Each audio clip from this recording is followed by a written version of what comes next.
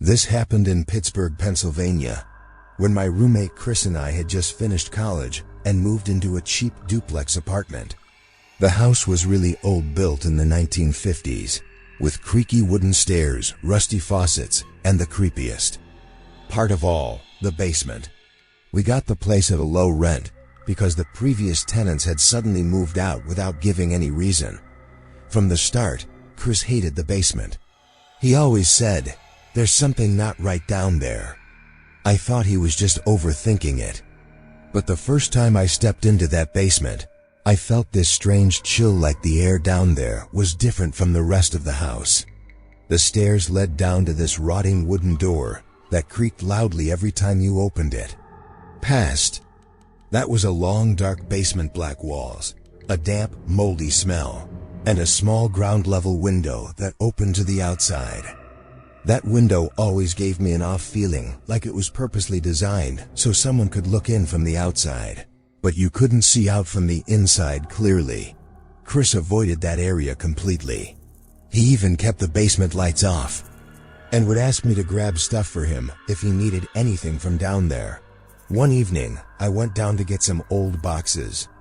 As I stepped off the stairs and walked toward the window, I thought I saw a face peeking in from outside, just for a split second, a faint shape. I froze, stared at the window, but all I saw was darkness. I figured maybe it was a trick of the light or shadows. When I told Chris, he laughed and said, "Probably just some homeless guy outside." But I could tell his laugh felt forced, like he was nervous, but didn't want to admit it. After that night, I couldn't stop thinking about the basement. Every time I went down there, I felt like something was watching me, not from behind, but from the direction of the window. And the fear didn't stay in the basement. A few nights later, while lying in bed, I started hearing strange sounds, like something scratching the basement wall slowly. One night, I even heard faint footsteps on the basement stairs, like someone slowly creeping upward. I got up in a panic, locked my bedroom door, and stayed up the entire night. Then came the dream, one that still messes with me. In the dream, I was standing in the basement. It was pitch black, the walls were damp and cold, and through the window, I saw a face staring in at me. It didn't look human. The eyes were there, but somehow not visible. The features were blurry, like a camera out of focus. And then, suddenly, the face started trying to pull me through the window. I screamed, but no sound came out. That's when I woke up drenched in sweat. I didn't tell Chris, because he was already paranoid about the basement. But I knew this wasn't just in my head. There was something on the other side of that window. The worst night came during a heavy storm. Power went out across the neighborhood, and everything was pitch dark. I was alone. Chris was staying over at a friend's place. I was in the kitchen, using my phone's flashlight, when I felt a faint vibration, like someone was slowly stepping on the basement stairs. My heart started racing. I hesitated, then slowly walked toward the basement. I opened the door, and this cold rush of air hit my face. And then, I saw it. That same face from my dream was staring back at me through the window. This time, it didn't move. It just stood there, completely still. Its eyes, if they were eyes, were locked onto mine. And I swear, it wasn't human. I couldn't move. I just stood there frozen, my fingers still clenched around the flashlight. And then out of nowhere, the power came back on. The lights turned on, and the face vanished. Gone, like it was never there. I ran upstairs, slammed the door shut, and didn't sleep a second that night. The next morning, Chris came back. When I told him everything, he didn't look surprised. Instead, there was this quiet fear in his eyes, like he already knew something, but never wanted to say it. After that night, the basement wasn't just a dark part of the house, it became something else entirely. That window wasn't just glass and frame anymore. It was a boundary between us and something that knew me. Something that was coming back, again and again. Ever since that stormy night, something in me changed. The basement window started haunting my dreams, and every time I passed that part of the house, I felt like someone was watching me from the inside. Chris used to make fun of how paranoid I was getting, but soon he realized I wasn't the same anymore. I had dark circles under my eyes, I jumped at the smallest sounds, and I kept every door in the house locked, even during the day. But the scariest moment came one afternoon when I decided to finally go outside and check out the basement window, the same one where I saw that face. When I got to the backyard and pushed aside the bushes to look closely, a chill ran through my entire body. The window was so low to the ground that no one could possibly stand outside and look in. There was thick mud and overgrown plants in front of it, like no one had stepped near it for months. I told Chris everything, and this time he looked a little more serious. He said, "Okay, if you think something weird's going on, let's set up a camera." That evening, we installed an old baby monitor and a small indoor camera in the basement. I positioned it directly at the window where I had seen the face. I barely slept that night, constantly tempted to check the footage. As soon as morning came, we reviewed the footage together. For the most part, it was just static noise and the quiet hum of the basement. But near the very end, the footage started glitching, and for just a few seconds, a blurry figure appeared near the window. It wasn't moving. It wasn't walking. It was just standing there. And I swear, that thing wasn't human. It was too tall, its shape too distorted, like the camera lens couldn't fully capture it. Things started getting weirder after that. One night I walked into the kitchen for water and noticed the lights were already on, even though both of us had been in our rooms all night. Another time, we found the fridge door wide open. But what really freaked me out was the time I saw fingerprints on the bathroom mirror from the inside.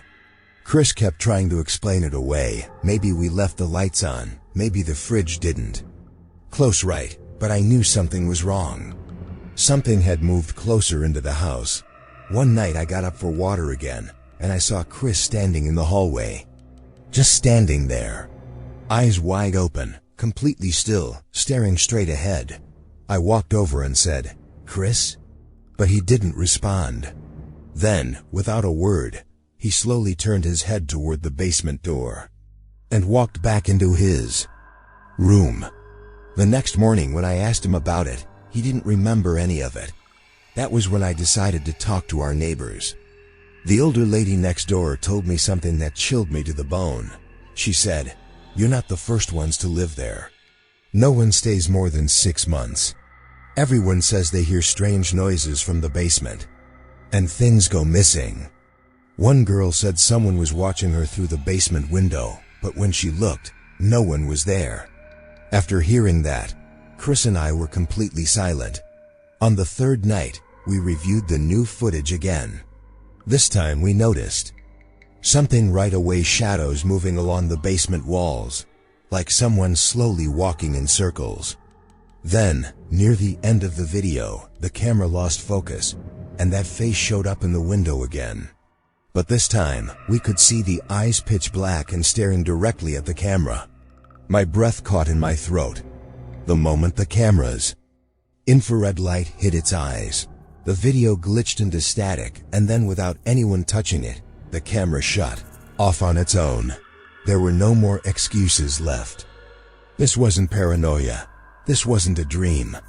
Whatever was in that basement, it wasn't trying to stay hidden anymore. It was trying to get out, and maybe it needed one of us to do it. Things had gotten so bad that neither Chris nor I wanted to stay in that house for even another night. Whatever was in the basement, it had started to creep into every corner of the house, like our presence was only making it stronger. We both decided to move out before the lease ended. Chris started staying at a friend's place, and I focused on packing. But deep inside, there was this strange feeling like something wasn't finished yet. I told myself I had to go back into the basement one last time and seal it off. I needed closure, to convince myself that I had faced it. That night, when Chris was out, I grabbed a flashlight and headed down. The basement door creaked open like always, but the stairs felt colder than ever, as if the air down there wasn't just air anymore, but something else entirely. The moment I stepped in, I could tell something had changed. The air was so heavy. It felt like I couldn't breathe. The walls were damp, but the moisture marks looked like finger scratches, deep, angry, and human-like, as if someone had clawed at them from the inside. I swept the flashlight toward the window where it had all started, but this time there was nothing outside. Now something was inside. I felt it instantly. Someone was standing behind me. Close, my breathing froze. I turned the flashlight slowly, and there it was, the face, hiding the shadows of the wall. It wasn't at the window anymore. It was standing between me and the stairs, like it had become part of the basement itself, but its face wasn't human. It looked like skin had been stretched and pulled to form some twisted version of a face. The eyes were deep black and its height wasn't normal. It towered over me. It didn't move, but it felt like it was speaking directly inside my head. "You're not getting out." Right then, I heard Chris's voice from upstairs yelling, "Jake, come up now." But something was off. The voice echoed through the basement walls, like it wasn't coming from upstairs. It was coming from right there with me. I started backing up, hands shaking, flashlight trembling. As I moved toward the stairs, the basement light flickered on by itself, and in that flash, the face was suddenly right in front of me. And then, everything went black. The next morning, when Chris came back with the police, there was no sign of me. No phone, no clothes, nothing. Just that old camera we had set up earlier, lying on the ground. They recovered the footage.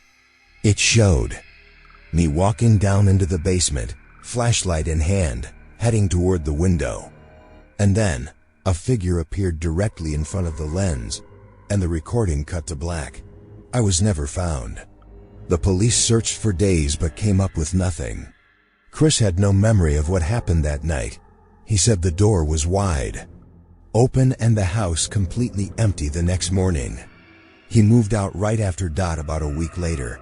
When the new tenants moved in, they requested to have the basement sealed. But before that happened, they noticed something strange, a fresh line like a finger mark drawn across the inside of the basement window. As if something wasn't outside anymore.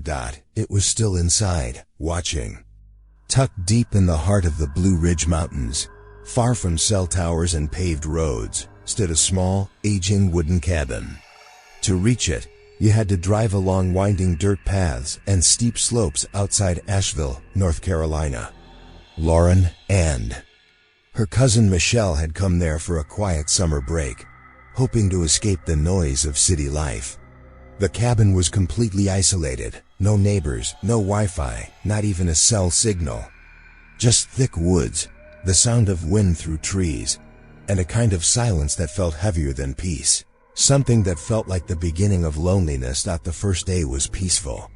The girls dipped their feet in the nearby lake, took photos of towering pine trees, and breathed in air untouched by anything artificial.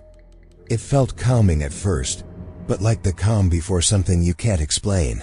That evening, while they were hiking back, the sun was setting and casting a golden light through the forest. Lauren paused to take a picture of the landscape. Just as the shutter clicked, Michelle caught a glimpse of something strange between the trees. A tall, dark figure standing still. It didn't move. It wasn't shaped quite like a person either. Michelle brushed it off, saying, "It's probably a tree branch or something." But Lauren wasn't so sure. They zoomed in on the photo, and their faces changed. Just behind the brush, something, or someone was standing. Its body looked blurry, its head oddly shaped, like the camera couldn't properly focus on it. The face seemed stretched, off. Michelle still tried to laugh it off as a camera glitch, but Lauren couldn't shake the feeling. Something about it felt real. That night, the cabin felt different. The wind hit the wooden walls harder. They heard what sounded like slow footsteps circling the cabin. Not animals, but someone walking. Lauren, lying in bed, thought she heard a faint knock on the window, not loud, just enough to draw attention.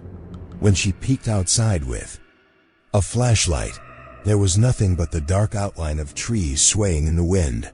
The next morning, Michelle went to the lake alone while Lauren stayed in to write. When she came back, she said she felt like someone had been watching her from the trees. "I swear I saw someone standing there, but when I turned, they were gone." Lauren didn't say anything, but her anxiety was growing. That night, Lauren had a dream. In it, she was running through the forest, alone, lost, scared. Something was chasing her. Something tall and twisted, with movements that weren't quite human. The way it walked, the way it followed, it was always the same. Distance behind her, no matter how fast she ran. She couldn't see its face clearly, but she could feel its stare, like it had no eyes, but was still watching her. Like it always had been.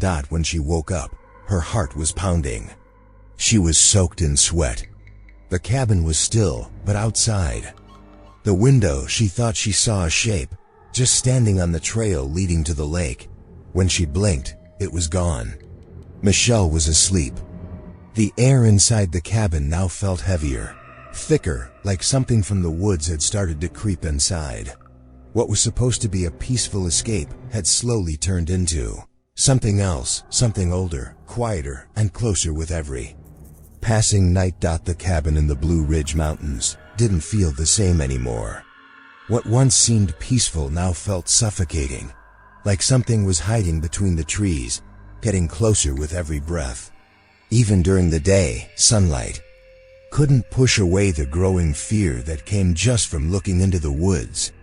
Lauren and Michelle barely stepped outside anymore. One morning, on their way to the lake, Michelle suddenly stopped and pointed to the ground. In the dirt were strange footprints, not normal ones. They were long with oddly shaped toes, more than 5 on each foot. Lauren quietly asked, "Who could those belong to?" Michelle's face went pale. She didn't answer. She just turned around and walked back to the cabin. Later that evening, while Lauren was reading a book alone, she caught something in the reflection of the window, a faint figure standing outside. She turned quickly, but there was nothing there, just the still night and the endless dark beyond the glass. Still, she felt it, that she wasn't alone. Something was out there, watching, quietly. That night, she pulled out her camera and started going through the old photos. And what she saw made her spine go cold. That blurry, tall shape Michelle had seen behind the trees. It wasn't just in one photo, it appeared in 2 more. Faintly, in each picture. It was closer than before. Lauren showed Michelle. This time, Michelle didn't laugh. Her voice shook as she said, "It comes into my dreams now. It doesn't have eyes, just a dark face. And it stands near my bed, like it's waiting for something." The very next night, Lauren suddenly woke up, feeling like someone was standing at her bedside. The room was pitch black, but she could feel something above her, leaning in. She scrambled to turn on the light. The shape was gone, but the door was left slightly open, and outside, she heard soft movement, like dry leaves being slowly crushed under careful footsteps. She went to the window and looked out. The forest was black, silent. But even in that stillness, she could feel something humming in the air, like the wind was trying to carry a message she didn't want to hear. On the 3rd night, Michelle woke up screaming, her eyes wide open, her skin cold with sweat. "I saw it," she whispered. "Out there, between the trees. It didn't have a face, but its neck was so long. It was above the branches. It was looking at me, without eyes." The fear had settled so deep now, Lauren didn't even hesitate. She decided they'd leave the next morning, as soon as the first light hit the trees. Michelle didn't argue. She couldn't. That place wasn't a summer retreat anymore. It had become something else. A trap. A place where something waited in the woods. And the worst part wasn't that it was watching. The worst part was that it kept coming back, every night, closer than before, There was a strange calm in the morning air, but beneath it, something unsettling, like the forest had silently agreed to let them leave, but only under one condition. Lauren and Michelle woke up early, packed their bags without saying much, and loaded everything into the car. A light mist hung in the air, and sunlight slowly filtered through the trees. Lauren started the engine, and before driving off, they both looked back at the cabin one last time. It didn't feel like a home anymore. It felt like something had been left behind there. Something that was still watching them. The road out was narrow, surrounded by trees so dense the sunlight barely touched the ground. As the car rolled forward, Michelle kept glancing back, like she didn't quite believe that whatever it was had stayed behind. About 10 minutes into the drive, as they turned a bend in the road, Lauren suddenly hit the brakes. Standing right in the middle of the road was that same figure. Tall, still, motionless. Its face was still blurry, just an outline, like fog and shadow had shaped it together. Lauren froze. Michelle, her voice shaking, whispered, "Just go around it. Please just drive." But the road was too narrow, and swerving too far could send them straight into the trees. Lauren crept the car forward, heartbeat pounding in. Her ears, the closer they got, the stranger it looked. It was now just a few feet away. And the truth hit them. It wasn't that they couldn't see the face. The figure had no face, no eyes, no nose, no mouth. Just a smooth, black surface, like someone had stretched a dark mirror over a human shape. Lauren's hands locked on the steering wheel. Michelle grabbed her wrist, her fear pouring through her grip. But then, something even more disturbing. The figure had no shadow. The morning sun was casting long shadows from every tree, every branch, except from it. Beneath its feet, nothing. Like it didn't belong in a world with light. Like it wasn't part of this world at all. Lauren didn't say a word. She just kept driving. As they passed it, Michelle asked in a shaking voice, "Is it still behind us?" Lauren glanced at the rearview mirror, but there was nothing. It had vanished, like it was never there. The forest went silent again, except for the hum of the engine and the sound of their hearts pounding. They looked at each other, like they both wanted to ask, was that real, or had they both just imagined it? Hours later, they reached the city. Everything felt normal again. Traffic lights, people, phones buzzing with signal, and that weird comfort that only comes from being around civilization. But something inside Lauren didn't feel right. Like a part of her hadn't left the cabin. Or maybe something from the cabin hadn't let go of her. 2 days later, Lauren was flipping through the trip photos on her camera. One picture caught her eye. It was from the morning they left, taken from inside the car. At first, she thought the reflection in the window was just Michelle's shadow. But when she zoomed in, her breath caught. The figure was there. In the reflection of the glass. Tall, featureless, close, inside the car. Lauren's hand slipped off the mouse. She stopped breathing for a second. In that moment, she understood, whatever that thing was. It hadn't stayed in the woods. It had come with them, and it might never leave. It was a hot 4th of July evening in Tempe, Arizona, and the whole suburban neighborhood was glowing with the colors of fireworks and the echoes of celebration. Ethan, a 17-year-old, had come to the local block party with his best friend Noah. Kids were running around with sparklers, and adults were enjoying cold beer around the barbecue. Everything felt joyful on the surface, but for some reason, Ethan had a strange, creeping unease that he couldn't explain. As fireworks burst above them, his eyes kept drifting toward a street corner just beyond the crowd. That's when he noticed it's someone standing there. A man, dressed head to toe in black, completely still, almost like a statue. His face was hard to make out, lost in the shadows, but his stillness sent a chill straight down Ethan's spine.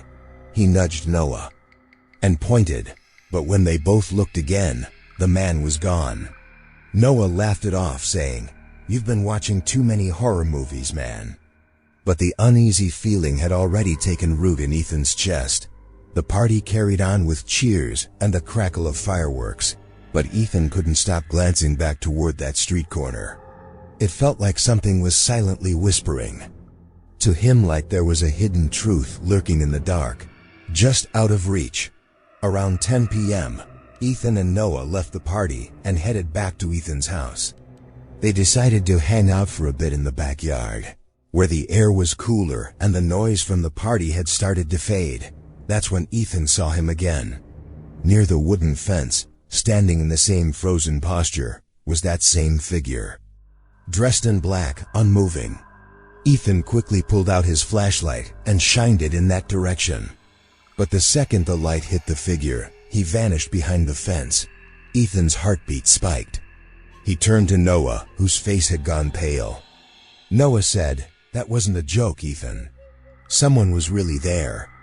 Without another word, they rushed inside and locked the doors. But no lock could keep out the fear that had already crept into Ethan's mind. Now he was sure this wasn't some prank or coincidence. Something was waiting in that corner of the backyard, watching, hiding, and Ethan had seen it for the first time that night. From that moment on, every breath, every heartbeat was haunted by the same question: what happens next? Would it come back? And most terrifying of all, who or what was it? Those answers never came. But the figure in black, it kept showing up, just standing quietly at the end of the street, like a truth so dark.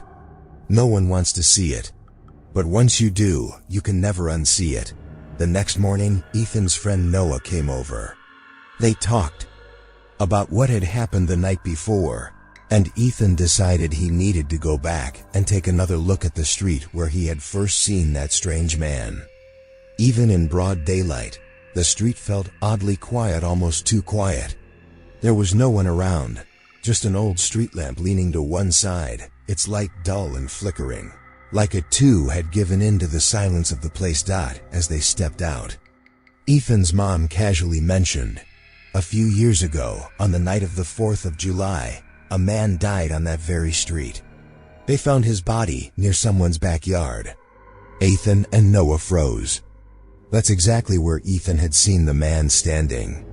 They rushed back inside and started searching old local news archives. Eventually, they found a blurry report from 2019 about a man named Raymond Keller. He had died under strange circumstances, and his body was discovered right next to that same backyard fence. From that night on, things started to get worse. Ethan began having nightmares. He'd find himself standing in his own backyard, and from beyond the fence, someone would be staring at him. He could never fully see the face, but the glowing eyes and the sound of slow, steady breathing haunted him every time. Noah was starting to feel the fear too. He told Ethan that he didn't even want to go near the backyard anymore. One night, while Ethan was sitting near his bedroom window, he suddenly heard a soft knock, slow, deliberate tapping right against the glass. His heart raced as he pulled the curtain back, but no one was there. What he did see, though, were faint fingerprints on the window on the outside, like someone wanted him to look. That same night, for just a few seconds, the entire neighborhood lost power. In the brief moment of darkness, Ethan saw something, two glowing eyes staring at him from near the fence in his backyard. He froze in place, his breath caught in his throat, his heart pounding like it was about to explode. This wasn't just anxiety or bad dreams anymore. This was something real, something closing in on him. It wasn't a coincidence. It wasn't his imagination. That man, the one dressed in black, was still around. Somewhere close, watching, waiting, holding onto a secret Ethan hadn't uncovered yet, but one that clearly wasn't meant to stay buried.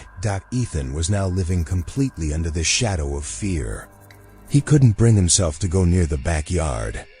Alone, and all he could think about day and night was whether someone was actually hiding out there watching him. Out of paranoia and a desperate need for safety, He and Noah set up an old infrared camera in one corner of the backyard.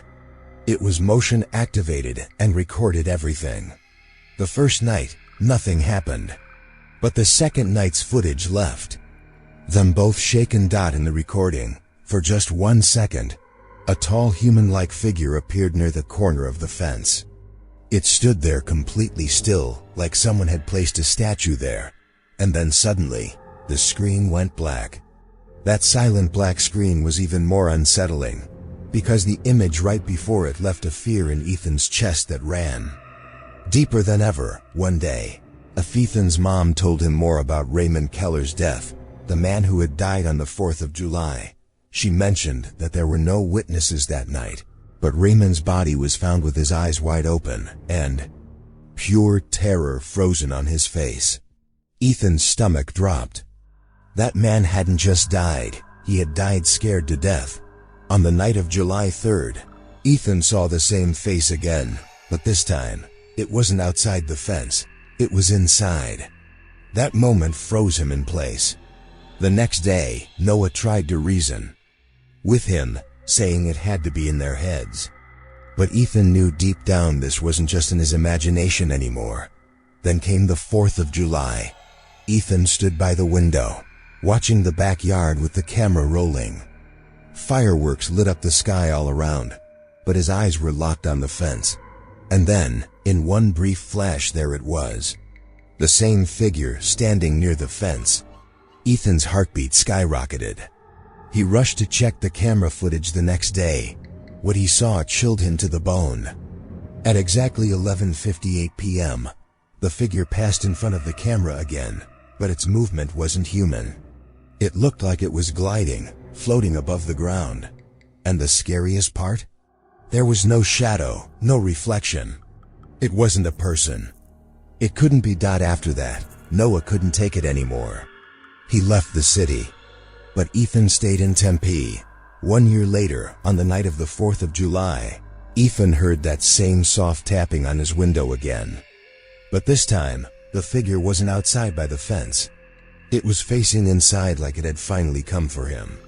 Ethan didn't open the door. He didn't move. He just sat there, holding his breath, knowing this fear wasn't going anywhere. Not ever.